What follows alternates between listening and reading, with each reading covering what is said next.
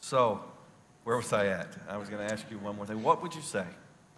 I know that one of the things that you prayed for in the middle of that was that God would use you and some of the pain that you two have been through to minister to other people, that there would be a purpose behind the pain, that would be more than just what happened in your heart. So here's your shot. What would you say to people that are in some of that brokenness right now and have yet to get to the other side? Hang in there. Sometimes you're just hanging by the tip of your fingernail, but hang in there. One of the mantra that I got from you from our many discussions was, it's going to be okay. Very spiritual. Very spiritual, yes. I mean, it doesn't matter who you are, where you're from, what you did.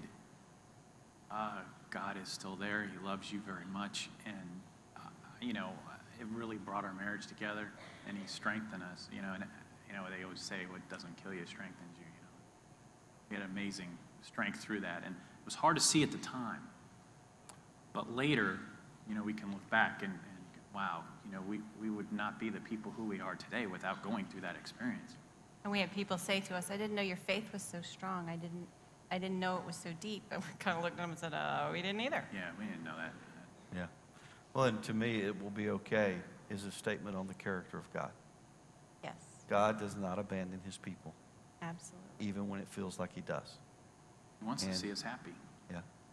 And we know we will see Michaela again. Yeah. But not just Michaela. I want to introduce you to the other half of the family here.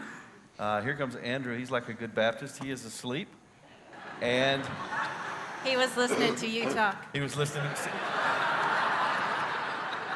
I can't win. I didn't even go into battle and I still lost. And Matthew is my buddy. See Big D? Hey, Big Matthew, come see me.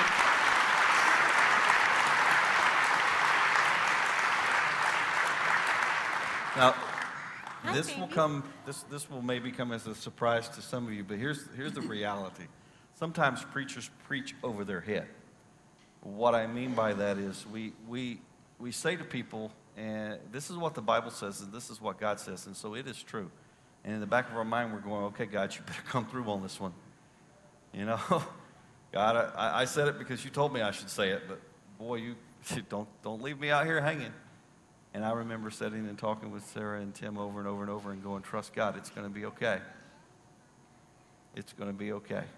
And the day that I first, the day that I first introduced Matthew to our congregation was during a parent-child dedication. And as I held him in my arms that day, and everybody says that he's like the only one I ever hold. And everybody says, oh, wow, Pastor picked up a baby. That's because this is a child of promise. Matthew is a frozen embryo adoption. And so Sarah carried him through pregnancy, but he was not, he was a very pleasant surprise. But this one, Andrew, he was a very pleasant surprise. About just under 2 years later. Here's the reality. God sometimes gives us everything like this, and sometimes he does not. But either way, he walks with us, and he gives us the courage and the strength to live with confidence and assurance. I want to thank you guys for sharing your story this morning. Thank you, Dad.